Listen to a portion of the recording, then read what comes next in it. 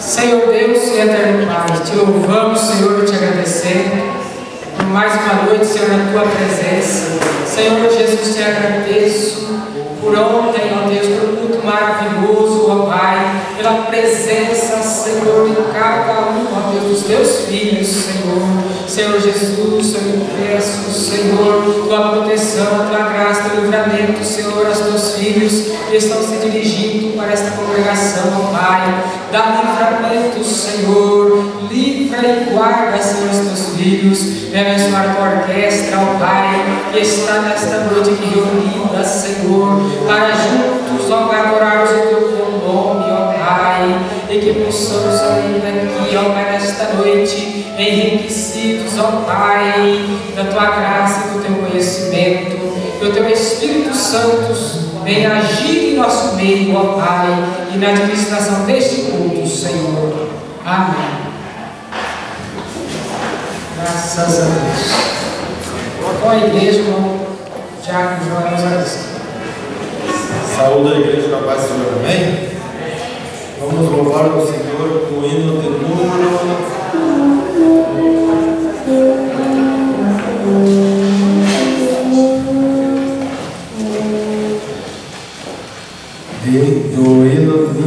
107 da nossa harpa cristã.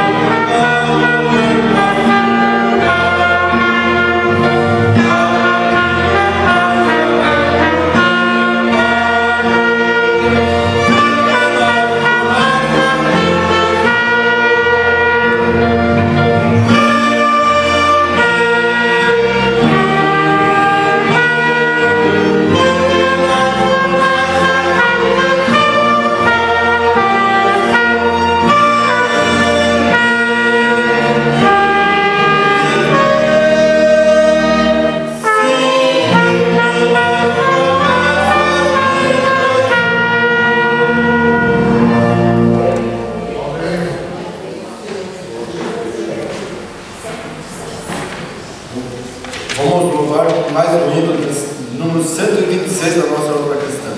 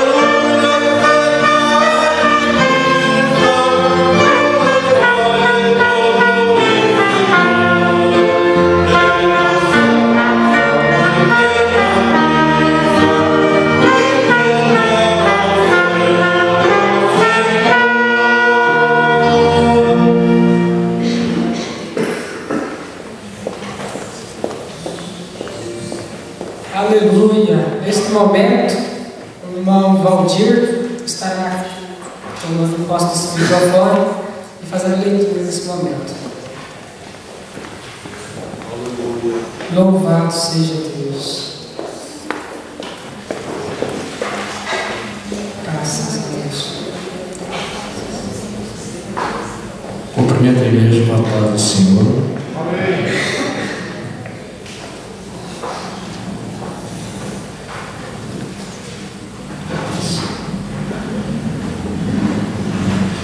Vou ler uma palavra aqui que está em Salmos, capítulo 25, do versículo 4 ao 7.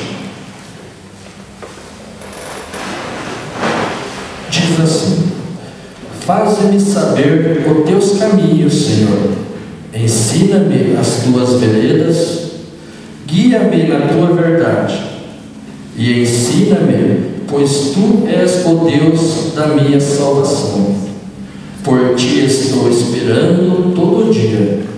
Lembra-te, Senhor, das tuas misericórdias e das tuas benignidades, porque são desde a eternidade. Não te lembres dos pecados da minha mocidade, nem das minhas transgressões, mas, segundo a tua misericórdia, lembra-te de mim, por tua bondade, Senhor. Amém. Graças a Deus, Deus nos ensina o caminho, apenas devemos segui-lo para chegarmos à nossa eterna salvação. Amém. Vou fazer aqui, eu leio aqui os pedidos de oração. Oração pela irmã Oligário, que pede, a irmã Oligário pede oração por Teovina, por cura. A irmã Márcia, pedido de oração por sua neta Camille, também por cura. A irmã Eliane pede oração por Leonardo e Francisco e Bruna, também por cura. Irmã Márcia pede oração pelo cunhado da Andréia, também por cura.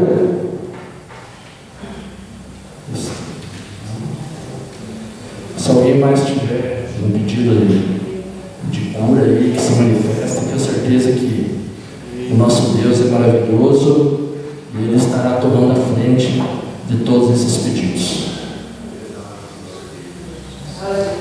Vamos orar então. Eterno e soberano Pai, na Tua presença, Senhor, estamos aqui pedindo pela Sua misericórdia, porque Tu conheces, Senhor, o pedido de cada um que foi citado aqui. Pela Tua misericórdia, Senhor, entra com as providências necessárias a cada um, Senhor, que ouve usar e chamar o Teu santo nome, para que entre com aquilo que o Senhor tem de melhor para ele, Senhor. Que não seja feita a nossa vontade, mas que seja feita a Sua, porque Tu conheces, Senhor, e sabe na hora de agir, sabe na hora em que mais precisamos, porque Tu é conhecedor de todos os nossos problemas.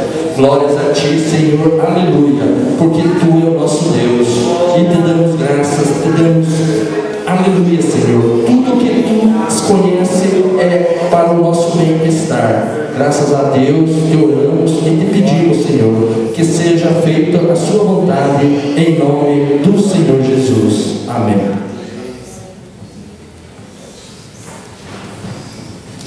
Louvado seja Deus. A igreja pode se sentar. Agradecemos a Deus pela presença dos irmãos. Hoje vemos uma parte da igreja que já esteve aqui ontem. Dou graças a Deus pela tua presença de vocês, irmão Gilson, irmão Camilo, que esqueceram pequenininho na casa da avó, né? Amém. Os parentes aqui do pastor, Deus abençoe. Irmão Rodriguinho.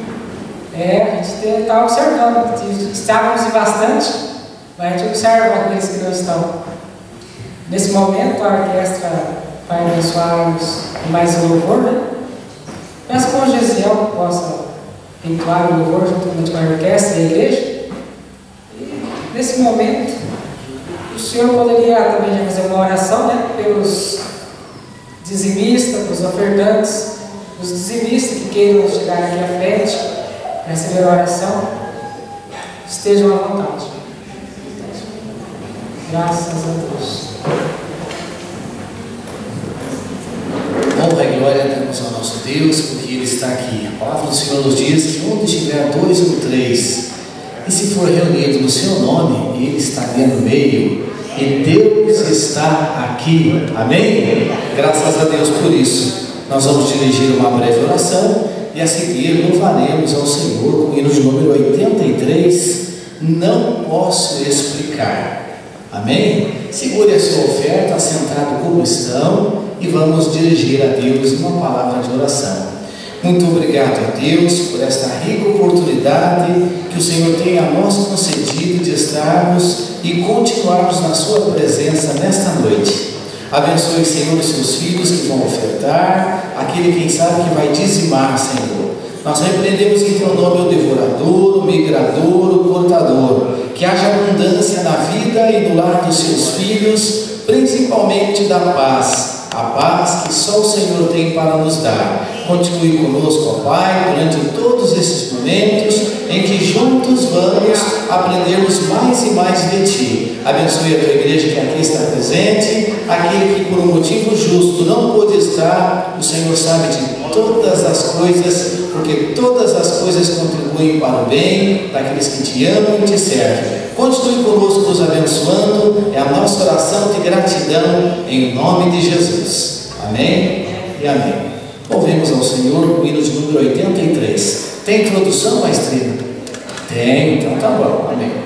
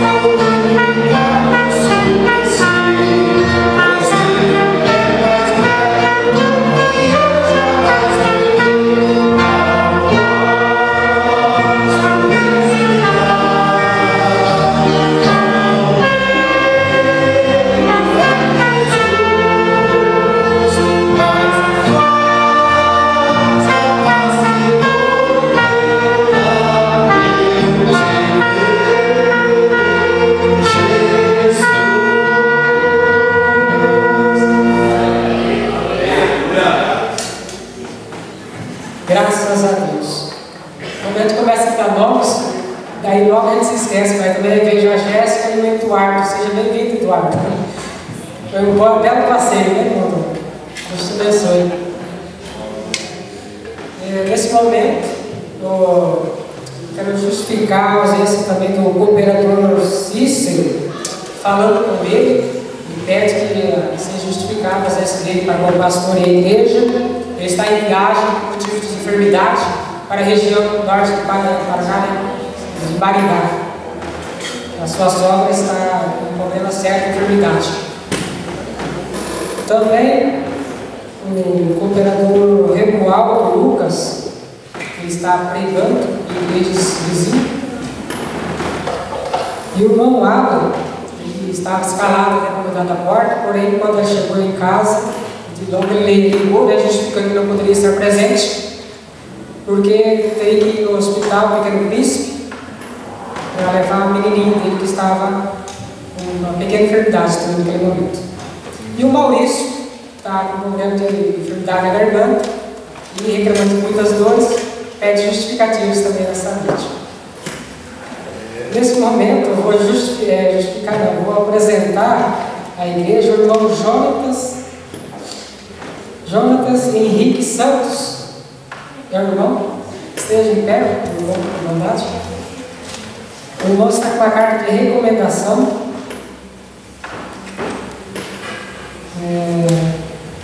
Por se achar em comunhão com esta igreja, nós o recomendamos para que recebais do Senhor conforme usa fazer os santos. Amém? Seja bem-vindo. Deus te abençoe. Nesse momento, peço que o pastor se aproxime. Querem dar uma palavra? Não? Então, já passamos a oportunidade para o irmão Wilson, para que ele continue a ministração do simpósio.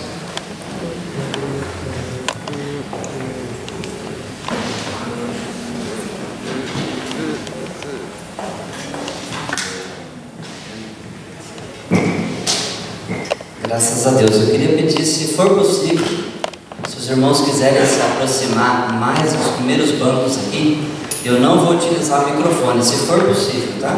A gente fica bem pertinho aí, não precisa fazer uso desse microfone aqui, que às vezes atrapalha um pouco a locomoção da gente.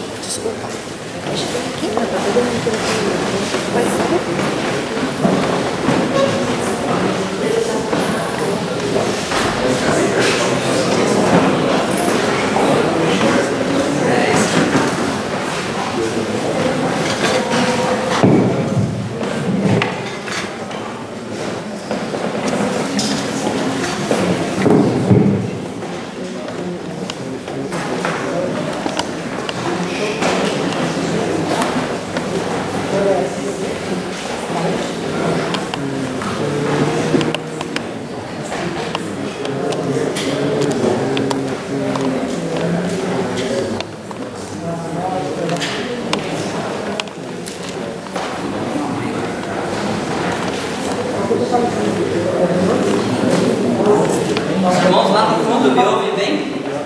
Ô Nelson, está me ouvindo bem aí, Nelson? Tranquilo? Não, tá. Não, é para fazer um teste no som. Só ao vivo. Irmãos, é o seguinte, não estava no script, eu não tinha prometido, mas eu trouxe para os irmãos aqui os títulos de Cristo encontrados na Epístola aos Hebreus. Se os irmãos quiserem tomar nota aí, não vale a pena. Esses são os títulos de Cristo encontrados na Epístola aos Hebreus. Ok? Fica melhor para ler lá. Deixa eu usar esse microfone aqui, que eu acho que vai ser melhor. Senão eu vou ter que forçar demais aí. E amanhã eu tô fã, né? Tá? Então aqui estão os títulos, né? 12 títulos de Cristo na Epístola aos Hebreus. Material que daria bastante trabalho estudar para chegar nesses títulos. E tá aí, ó, de lambuja, tá? De mão beijada para você entender que a Epístola aos Hebreus, ela sublinha a grandiosidade de Cristo de uma forma como nenhuma outra epístola, né? E os irmãos que vieram ontem, lembram o que a gente deixou de mais importante na Epístola aos Hebreus? Eu vou dar um elogio para quem acertar. O que é a coisa mais importante na Epístola aos Hebreus que a gente falou ontem? Oi? Mas tem uma situação específica com relação a Jesus, que torna ele mais o sacerdócio, né? O sacerdócio, o sumo sacerdócio pela ordem de Melquisedeque é a coisa mais importante, irmãos. E o cerne, o cérebro da carta aos Hebreus é Hebreus 8, versículo 1, onde esse sacerdote, Ele está num tabernáculo superior, oferecendo sacrifício permanente por nós, né? O sumo sacerdote por excelência, ele está no lugar altíssimo, diante de Deus Pai, oferecendo um sacrifício permanente por nós. Esse então é o cerne da epístola, mas o que ela tem de mais importante é a superioridade de Cristo mesmo, tá? Do início ao fim, a superioridade de Cristo. Se a gente pudesse dar um tema para a carta aos Hebreus, o tema seria esse: a superioridade de Cristo, ou a grandeza de Cristo, né? Tá bom? Esse seria o tema então. Então aqui estão os títulos de Cristo encontrados na epístola. Olha como Cristo é engrandecido nessa epístola. Ele é herdeiro, ele é o primogênito, ele é filho, ele é Senhor, o Kyrios, ele é autor, ele é apóstolo, autor num outro sentido. Ele é precursor, fiador, mediador, consumador, pastor. É título que não acaba mais, né? E não são títulos michuruca, não. São títulos que diz respeito à minha salvação e à tua também, né? São títulos que tornam ele o Gadol, o sumo sacerdote da ordem de Melquisedeque, né? O sacerdote por excelência, que está no tabernáculo santíssimo, oferecendo sacrifício por mim e por você, ok? Então, alguém quer mais um tempinho para copiar? Não vai copiar, que aí a gente já passa para a próxima projeção. Depois eu passo esse material para os irmãos também. Vou deixar o meu e-mail para os irmãos solicitem por e-mail, né? Entra lá no e-mail e pida, que daí eu respondo e mando o material para você, tá? Vai dar o CD? Oi? Estão planejando um CD aí para o pessoal com material? Então perfeito, aí você recebe o CD com a gravação e com o material didático que a gente adotou como material base, né? Ok? Então você pula para mim para a projeção 41. Ninguém me cobrou, acho que passou despercebido, mas ontem a proposta era ver uma visão panorâmica da carta e falar sobre santificação, e eu não falei sobre santificação e ninguém me cobrou, mas eu mesmo me cobrei. Vamos passar um pouquinho sobre santificação, que é interessantíssima a ideia de santificação na visão do escritor aos Hebreus. É algo diferente do que a gente está habituado a ouvir por aí, tá? Nós vamos entender na leitura do escritor aos Hebreus o que é santificação. Então, por favor, Esdras, pode pôr a projeção 41 do outro PowerPoint.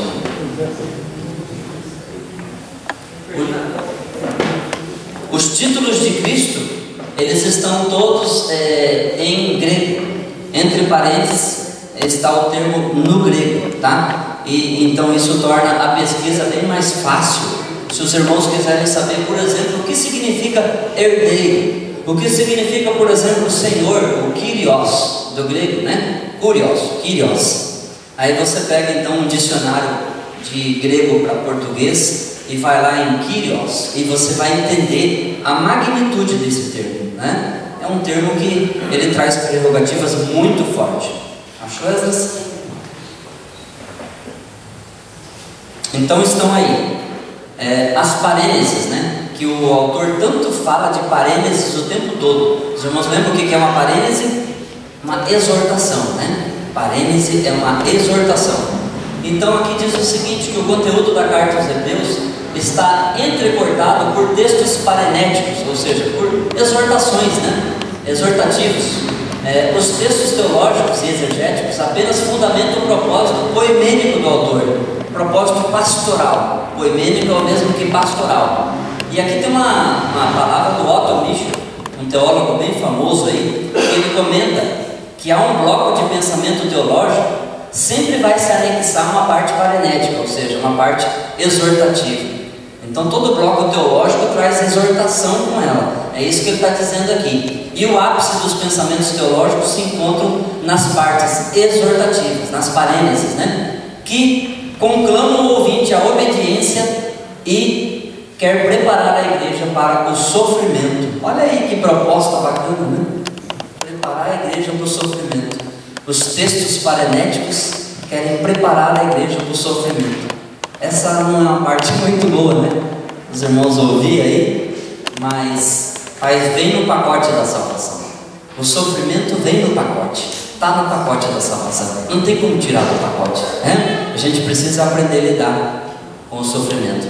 Então as parênteses estão aí, o texto aqui do teu lado esquerdo, a exposição e a respectiva exortação. Então no capítulo 1, verso 1 a 4 tem uma exposição, e no 2, 1 e 4 a exortação, a parêntese referente a esse capítulo e versículo, e assim sucessivamente. Não temos tempo de entrar neles, mas aqui eu organizei bem certinho as parênteses, né? Por exemplo, tende cuidado, né? Temamos, portanto, esforcemo-nos, deixemo-nos, desejamos, aproximemo-nos, e seja constante o amor fraternal. São todas parênteses, conselhos exortativos para a igreja do Senhor, para os destinatários da carta, né? Os hebreus, os judeus puros. Então aqui está organizado, depois você vai receber então o CD e você vai ter esse material todo organizadinho aí. Quanto à autoria, nós não vamos perder muito tempo, porque a autoria é desconhecida, mas tem aqui algumas nuances interessantes na autoria, né? Coloquei ali motivo de controvérsia desde a época patrística, né? Objeto de discussão teológica. Todos os nomes até agora apresentados pelos estudiosos, como Clemente de Roma, é um dos nomes cotados para ser o autor, Lucas, Dr. Lucas, Silas, Apolo, Barnabé e Judas ou Príscila, são hipóteses prováveis, né? De terem sido os escritores ou colaboradores dos escritos dessa epístola, mas, né, tem uma citação aqui de Orígenes, né, que ele diz: só Deus sabe quem escreveu a carta. Só Deus mesmo. A gente só tem especulações por aí. Deus é quem sabe quem foi o escritor dessa epístola, né? Não sendo Paulo, poderia ser alguém extremamente próximo de Paulo. E tem vários textos que dá a entender que não é Paulo o autor da epístola. Então, não sendo ele, os estudiosos defendem que pode ser alguém da escola paulina, muito próximo de Paulo, alguém que tem contato próximo, íntimo com o apóstolo Paulo, ok? Semelhanças com Paulo. Isso aqui é interessante, porque tem o texto na epístola aos Hebreus e texto em outras epístolas de Paulo para você comparar como o linguajar é parecido. Alguns, outros não. Como por exemplo Colossenses 1 a 15 e Hebreus 1 e 3. Depois Filipenses com Hebreus, Colossenses de novo, e vai indo. É uma série de textos aí que tem semelhança assim com o escritor aos Hebreus. Vai embora o negócio. Aí, diferenças com Paulo, né? Primeiro eu coloco as semelhanças, agora as diferenças. Olha aqui que interessante. Paulo nunca usa a imagem de Cristo como sumo sacerdote. Ponto final. Você não vai encontrar em nenhum escrito de Paulo a descrição de Cristo como sumo sacerdote. Ou seja, é um forte argumento dele não ser o escritor, correto? Outra coisa, a carta aos Hebreus não menciona a ressurreição de Cristo. E o que o apóstolo Paulo faz em todas as epístolas dele? Ressurreição de Cristo, ressurreição de Cristo. Ele bate em cima desse linguajar. E isso não tem na epístola aos Hebreus. Mais um argumento contra o Paulo, né?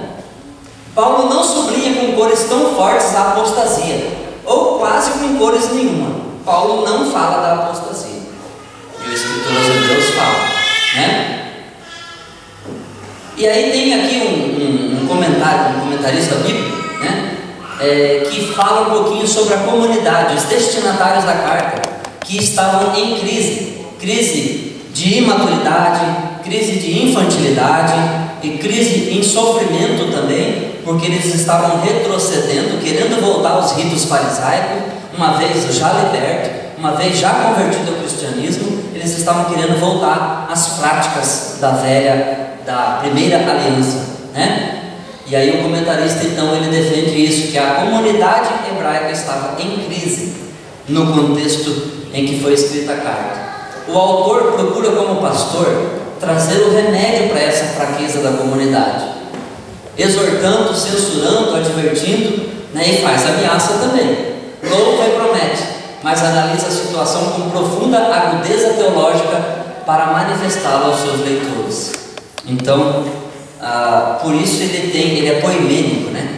A gente falou na primeira aula que é uma série de sermões poimênicos, ou seja, pastorais, em que você enxerga um pastor preocupado com o seu rebanho.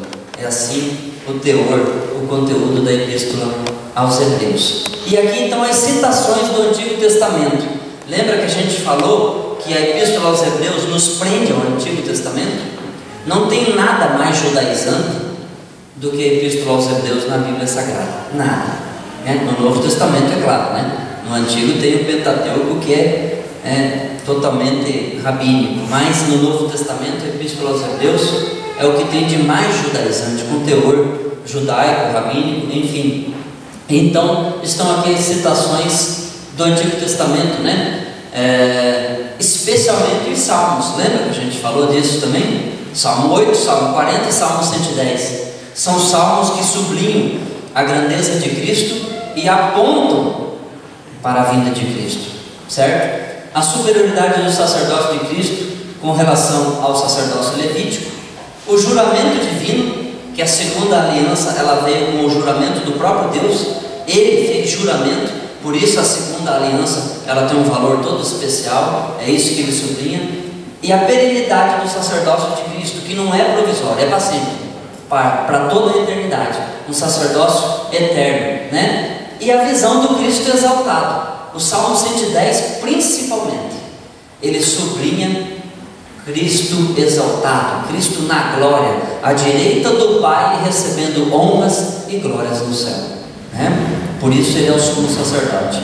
E aí então nós vamos falar um pouquinho, como estava na emenda, de nós falarmos sobre a santificação, o santificador e os santificados. E aqui eu coloquei o seguinte: esforço humano algum pode santificar alguém. Deus não aceita esforço humano para produzir santificação, porque o Filho dele conquistou a nossa santificação. Nós fomos santificados, e vários textos bíblicos se referem aos cristãos como santos. Aos santos de tal lugar escreve, aos santos, né, de Bereia, aos santos de Corinto, aos santos, né? Santo, eu e você fomos santificados em Cristo, e agora diante do Pai nós somos santos, mas não por esforço nosso, de forma nenhuma por mérito nosso, é mérito de Cristo, Ele já nos santificou. Então tem uma coisa bem interessante aqui, olha aqui, no capítulo 2 da Epístola aos Hebreus, versículo 11: pois tanto o que santifica como os que são santificados, todos vêm de um só. Por isso é que ele não se envergonha de chamá-los de irmãos. Cristo nos apresenta, nos chama de irmãos, né? Aí o versículo 12, versículo 13 sublinha isso também. Então Jesus é o santificador e nós os santificados, ok? Jesus não se envergonha de chamar-nos de irmãos. Jesus declara o nome de Deus aos seus irmãos. Jesus nos apresenta santos e justos diante do Pai. E a santificação, eu coloquei aqui, não é um processo, ao contrário do que muitos imaginam, é um processo. Eu vou me santificando até criar asas e sair voando, de tão santo que eu posso ficar. Se o processo de santificação fosse um processo, a gente correria o risco de criar asas de anjo e sair voando, de tão santificado. Mas não é um processo, é uma conquista, né? A santificação não é um processo, e sim, eu coloquei ali, uma conquista no passado, já foi conquistado. Aí alguém pode perguntar: mas então eu vou viver relaxadamente porque Cristo me santificou? Isso é loucura. Viver relaxadamente a santificação conquistada no passado por Cristo é insanidade. O que nós temos que fazer, os nossos esforços humanos, é em nos manter na santificação que Cristo conquistou, manter a santificação conquistada lá atrás. Mas eu não vou produzir santificação nem em mim e nem em ninguém. Não somos nós que nos santificamos, é Cristo. E o escritor aos Hebreus Ele coloca isso no altar mais alto que possa existir, para que todos nunca esqueçam disso. É Cristo que nos santifica, não somos nós, não é o nosso jejum, não é a nossa oração, não adianta se descabelar, que é Cristo que nos santifica, ok? Na leitura do escritor aos Hebreus, alguém que jejua ou ora 10 horas por dia, não tem diferença nenhuma do que não ora nem um minuto, em termos de santificação. O que ora 10 horas por dia, ele não é nem mais e nem menos daquele que ora 1 minuto ou nem 1 minuto.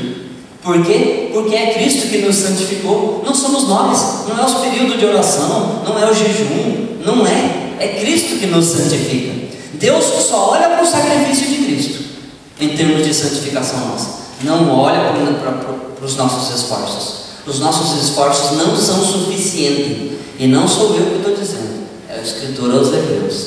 Ele está dizendo que esforço humano não produz santificação, porque senão o sacrifício de Cristo ia se tornar nulo. Se o esforço humano produzisse santificação, o de Cristo anulava, o de Cristo se tornava em vão, e o sacrifício de Cristo não é em vão, ele é perene, ele é eterno. Então foi ele que nos santificou, não somos nós não, né? Então, aqueles que oram bastante, aí mais de 10 horas por dia, tome cuidado em você ficar orando e falando para os outros que você é mais crente, ou se achando mais crente que alguém que não ora tudo isso. Cuidado, porque a santificação não é produzida por esforço humano, e isso fica muito claro nos escritos aos Hebreus. Não que seja errado orar, quem pode orar 10 horas por dia, amém por isso, mas não se vanglorie, não bata no peito, não se ache mais do que ninguém por isso, tá? Porque a santificação foi produzida por Cristo. Ainda com relação à santificação, a santificação de Jesus é posicional. Isso aqui explica tudo. O que é posicional? A santificação conquistada por Cristo, ela mexeu na nossa posição diante de Deus. A nossa posição foi mudada, a posição de réu para absolvido. É essa a posição que Cristo conquistou. Nós éramos réus, a caminho de um juízo terrível, e aí veio Cristo, se ofereceu como sacrifício, nos santificou, e agora mudou a nossa posição diante do Pai. O Pai nos enxerga de forma diferente agora, por Cristo. Agora Ele enxerga a gente santo, e antes Ele ia enxergar o nosso pecado, se não fosse o sacrifício de Cristo. Logo, é Cristo que nos santifica, não somos nós, não é o nosso esforço, não é ler a Bíblia inteira em não sei quantos dias, nada disso, nada. Jesus coloca no Pai a sua confiança, Jesus apresenta ao Pai os seus, Jesus nos apresenta ao Pai, santos, irrepreensíveis, justificados, expiados, né? Ele fez a expiação, a propiciação, tudo o que precisamos, ou que precisávamos, Jesus já fez. Logo, Ele é o nosso santificador, mais ninguém. É Jesus que nos santifica. Se você nunca mais esquecer isso, eu vou ter o objetivo da Epístola aos Hebreus concluído nesse ensino. Se você lembrar que esforço humano não produz santificação, é Cristo que nos santifica, ok? Se Deus enxerga a gente santificado, santo, não é por esforço humano, é porque Cristo nos santificou. O Esdras, onde está? Vou pedir auxílio para o Esdras aí. Coloca para mim, Esdras, a outra projeção da proposta da aula de hoje. O que era a aula de hoje? Alguém lembra aí? Tem alguém acordado? Apostasia, né? É isso aí que a gente pretende falar hoje. Eu toquei na santificação porque era a proposta de ontem e passou batido. O tempo não nos permitiu falar sobre santificação. Sim. Eu acho que concordo com tudo que o João está dizendo, mas agora existe uma conservação, como Paulo fala, né? Sim. Conservar irrepreensível para o dia da vida do Senhor, corpo e alma e espírito. Sim. Você já recebeu a santificação, que nem diz Apocalipse 23 também, quem é santo, santifique ainda, quer dizer, continua no mesmo ritmo. É aquilo que a gente... Paulo diz que quem roubar não rouba mais. Tem que manter, né? O esforço humano, ele consiste nisso. em manter a santificação, mas o esforço humano não produz a santificação, né? O esforço humano é em se manter na santificação conquistada lá atrás. Ele guarda bem o que tem. Sim, com certeza. O esforço humano, ele é para isso, é para nós conservarmos aquilo que foi conquistado, né, por Jesus Cristo. Então, Hebreus capítulo 6, do versículo 4 ao 20, e tem uma outra passagem, os irmãos lembram? Que fala da apostasia na Epístola aos Hebreus, capítulo 10. Nós não vamos entrar no capítulo 10 porque o tempo não nos permite, mas o capítulo 6, ele sublinha a apostasia de uma forma bem mais profunda que o capítulo 10. Mas se você quiser anotar aí na tua Bíblia, do lado do capítulo 6 de Hebreus, anota aí, conferir capítulo 10, que fala do mesmo assunto, apostasia, ok? Então hoje vai ficar bem claro para nós o que é a apostasia. Nosso objetivo é aprofundar no tema apostasia hoje, mas o capítulo 10 também fala sobre apostasia, não tão teologicamente aprofundado quanto o capítulo 6, mas fala. Aqui é só um esbocinho do que nós vamos ver na aula de hoje. Veja, a apostasia então, nós precisamos primeiro definir o que é conversão, para depois entender o que é apostasia. Então nós vamos falar um pouquinho sobre a conversão, sobre o ser iluminado, provar o dom celestial, participar do Espírito, provar a palavra de Deus, provar os poderes do mundo futuro, e depois nós vamos falar um pouquinho sobre a queda, a impossibilidade da renovação, crucificar de novo o Filho de Deus, a ilustração da apostasia nós vamos falar, e os leitores não estavam em apostasia. E numa segunda parte, para o final da aula de hoje, nós vamos falar sobre a esperança na vida do cristão, e aquela figura maravilhosa da âncora, né? Que a esperança do cristão é como a âncora da alma, aquela que segura no meio das tempestades a nossa ligação com Cristo, com o Pai, ok? Então está aí, apostasia. O que é esse negócio? O que significa apostasia? Segundo a Bíblia anotada, e você vai ver quanta divergência teológica tem acerca do tema apostasia. O que tem de opinião sobre a apostasia aí você não faz ideia. Estão aqui algumas ideias. A Bíblia anotada. Os arminianos, né, da linhagem mais humanista, teologia humanista, afirmam que as pessoas descritas no capítulo 6, aí, são crentes que de fato perdem a salvação. Se for este o caso, observa-se que a passagem ensina também que é impossível ser salvo uma segunda vez. A apostasia é o abandonar a fé, é o cair da fé. E se a pessoa, então, segundo a ideia dos arminianos, está se referindo aí a pessoas realmente crentes que caíram na fé, como pode uma pessoa ser salva a segunda vez? Será que uma pessoa pode ser salva uma vez, lavada pelo sangue de Cristo, e depois uma segunda vez ser lavada de novo, outro banho de sangue de Cristo, para ser salva uma segunda vez? Será que é possível isso? É isso que nós vamos explanar na aula de hoje, ok? Então, eu coloquei ali os calvinistas. Os calvinistas diriam o que da apostasia? Se a apostasia é conhecer a fé, usufruir das coisas da fé e depois abandonar, o que os calvinistas diriam disso? Ora, os calvinistas diriam que é impossível alguém apostatar da fé, porque eles creem na predestinação, que a pessoa foi predestinada à salvação, e isso vai ser do início ao fim. Jamais uma pessoa pode perder a salvação, segundo os calvinistas. Por quê? Porque a salvação é predestinada, ok? Então, são duas opiniões aqui já, a arminiana e a calvinista, segundo a Bíblia anotada. Ainda segundo a Bíblia anotada, alguns pensam que a passagem se refere a meros professos, não a crentes genuínos.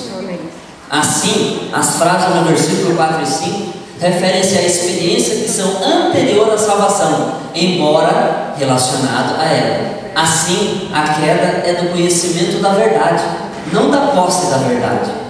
Então tá aí, mais uma explicação aí, né? Mais uma esquivada, tentando explicar o que é a apostasia. As pessoas aí não eram bem crentes, elas não tinham posse da verdade ainda, elas tinham ouvido falar, mas não eram verdadeiramente convertida, essas pessoas que o escritor aos Hebreus está falando no capítulo 6, da possibilidade da apostasia, não eram totalmente convertidos. Mas tem mais. Ainda segundo a Bíblia anotada, outros entendem como advertência a crentes verdadeiros, para que prossigam em seu crescimento. É impossível cair, já que os crentes verdadeiros estão eternamente seguros. Mas a frase "e cair" é colocada como uma sentença de advertência, uma profilaxia, uma medida preventiva. Então a Bíblia anotada traz essa ideia também, que a possibilidade da apostasia sublinhada pelo escritor aos Hebreus é uma advertência profilática para evitar um mal maior, né? Uma medida preventiva, uma boa explicação, né? Uma explicação razoável para essa hipótese de apostasia do capítulo 6. Deixa eu ver o que mais que eu coloquei aqui. Sentença de advertência, então. A outra Bíblia, né? Porque eu, para fazer esse estudo, eu peguei umas 8 versões de Bíblia diferentes, olhando o texto e comparando um com o outro para enxergar as nuances entre uma tradução e outra. Então a Bíblia de Estudo Vida, alguns acham que sim, que essa apostasia aí, ela observa que somente Deus sabe quando a desobediência contínua pode chegar a tal situação de apostasia. Essa Bíblia de Estudo, ela traz então a ideia que é possível a apostasia sim, mas que essa é uma questão que pertence a Deus. Eu não posso apontar o dedo para alguém e dizer: você é apóstata, você é apóstata, você apostatou da fé. Nós não temos autoridade para isso. É uma questão que pertence a Deus. É isso que essa Bíblia de Estudo está dizendo.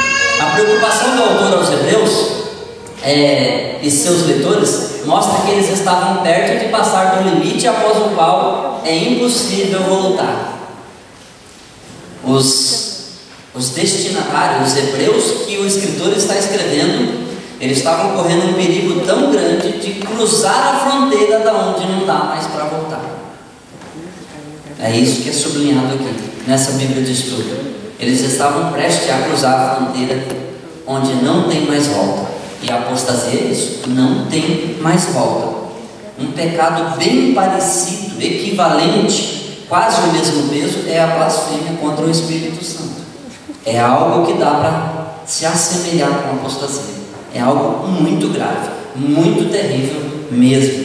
Então, ainda a Bíblia de Estudo Vida, outros entendem que cristãos estão seguros, eternamente seguros. É impossível perder a salvação depois de conquistar. É impossível. Então a Bíblia de Estudo traz essa explicação. E o próprio escritor aos Hebreus, ele fala de uma eterna o quê? Redenção. Eterna é por alguns dias? Não, é para sempre, né? E o próprio escritor aos Hebreus fala da eterna redenção, que em Cristo nós conquistamos a eterna redenção. Ora, parece irônico. O mesmo que fala da eterna redenção, ele aponta para uma hipótese de a pessoa perder a salvação depois de ganhar. Parece bipolar, né? Lembra que eu falei? Uma das características do escritor parece que ele é bipolar, altos e baixos, né? São as nuances do texto. Aí, não se trata de um simples tropeçar, uma fraqueza ou falha temporária, pois esses podem retornar. Quem comete uma falha temporária, uma fraqueza qualquer, pode ou não pode retornar para Deus? A apostasia não tem retorno.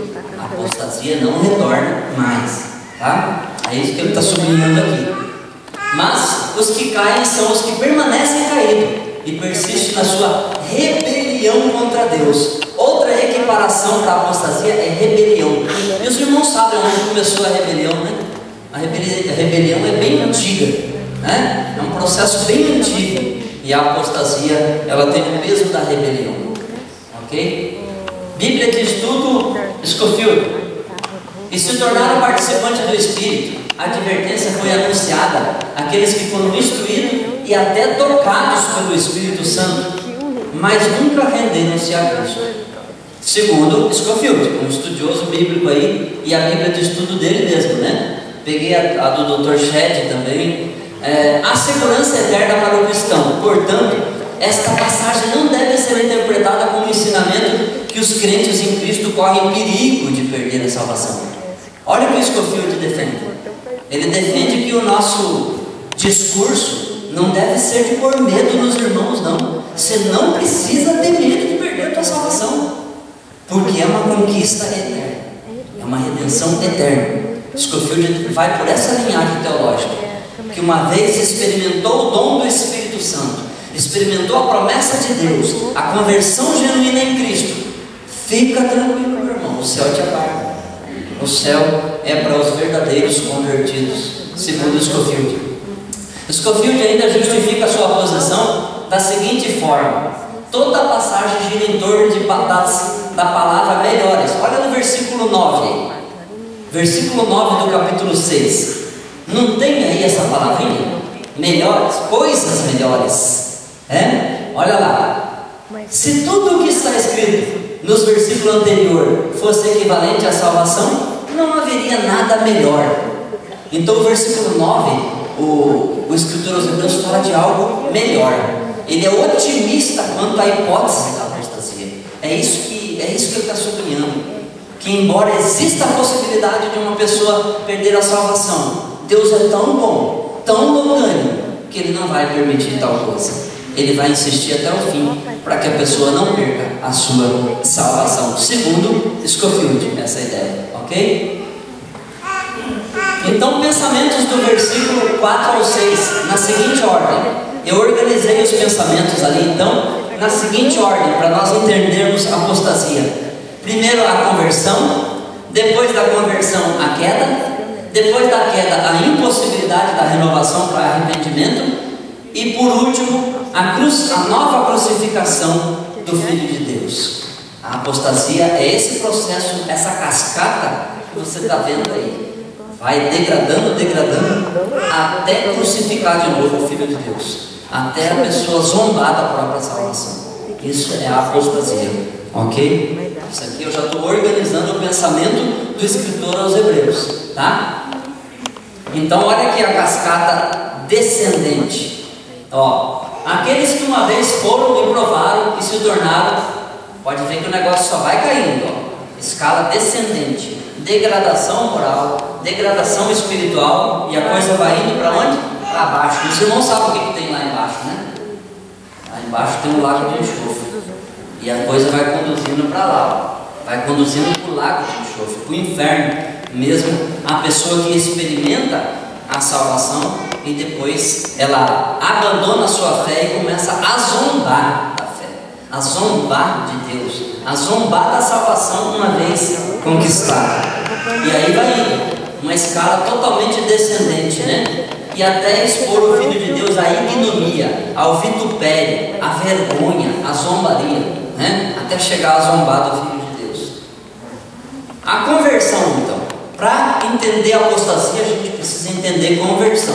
O que é a conversão? Conversão é ser iluminado. Olha aqui, né? O que Cristo falou? Eu sou o que desse mundo? A vela? A luz, né?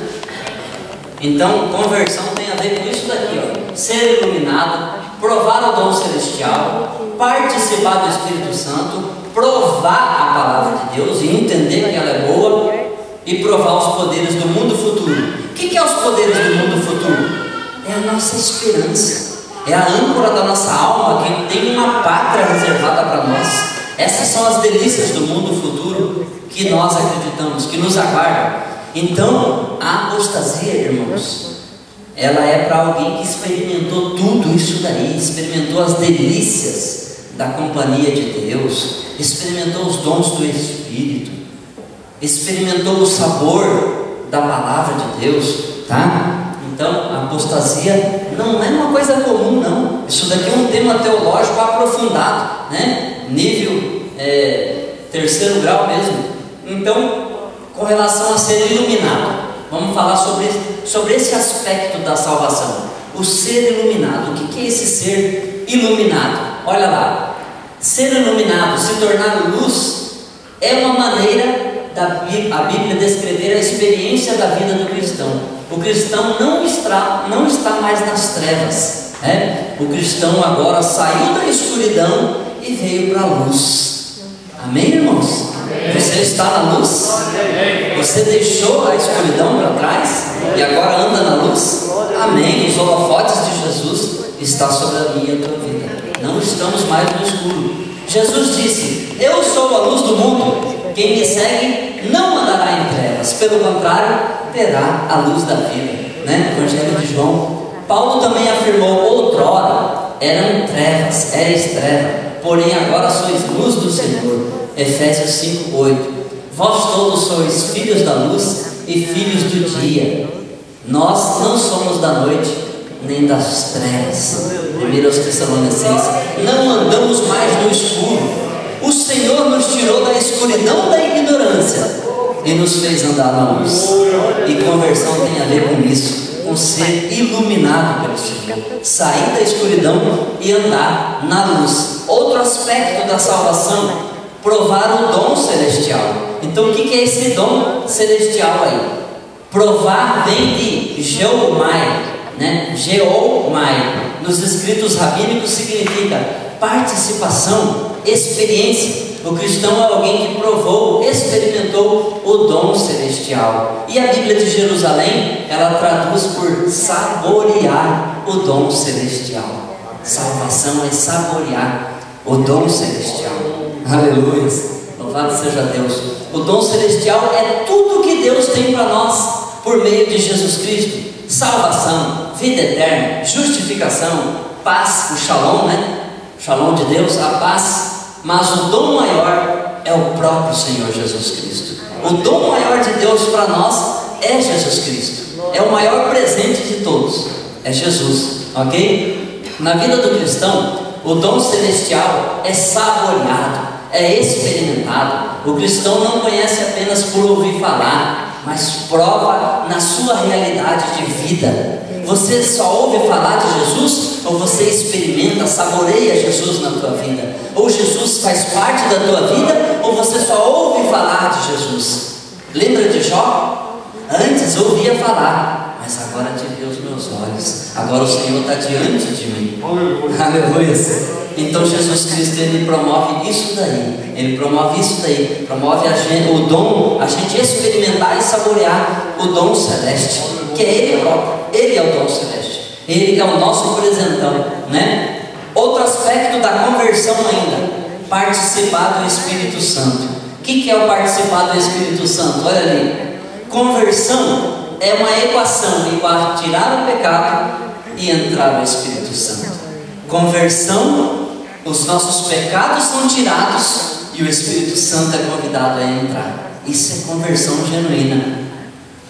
Acaso não sabeis que o vosso corpo é santuário do Espírito Santo, que está em vós, o qual tendes parte de Deus? 1 Coríntios, Nosso corpo, o templo do Espírito, Saiu os pecados, entrou o Espírito Santo. Agora o Espírito é convidado a morar em nós. Todo crente é habitado pelo Espírito Santo. Tem o Espírito Santo em seu coração, ou não é crente? Pesado isso aí ou não? Olha que verdade teológica que nós temos aqui. Todo crente é cheio do Espírito Santo e tem o Espírito Santo no seu coração, ou não é crente. Se não tiver cheio do Espírito Santo, não experimentou genuína conversão. É isso que o autor está sublinhando aí, irmãos, E eu coloquei aqui que há uma distinção entre ser cheio do Espírito Santo e o batismo no Espírito Santo. Conheço N pessoas que não falam em línguas, não foram receber o batismo no Espírito Santo, mas são cheias do Espírito Santo. Você conhece? Isso é para os que gostam do ré-pré-pré. Só para os que gostam do ré-pré-pré, que acham que ser cheio do Espírito Santo é fazer trenzinho dentro da igreja, é falar em línguas e sapatear. Calma lá. É possível ser cheio do Espírito Santo sem falar em línguas, O falar em línguas é uma outra situação, é um dom à parte da salvação, é um dom à parte de ser cheio do Espírito Santo, que deve ser usado com muito proveito para a edificação da igreja, não da pessoa. E quando você enxerga línguas estranhas aí como promoção de alguma pessoa, e sai dessa. Aí tem coisa fedida no meio. Entendeu? Porque as línguas estranhas é para edificar o corpo de Cristo. A igreja do Senhor, não individualmente, nem promover indivíduos. Então, ser cheio do Espírito Santo é uma coisa e ser batizado no Espírito Santo é outra distinta, separada, ok? Não temos tempo para explanar sobre isso, mas há uma distinção entre ser cheio do Espírito Santo e ser batizado no Espírito Santo. São coisas distintas.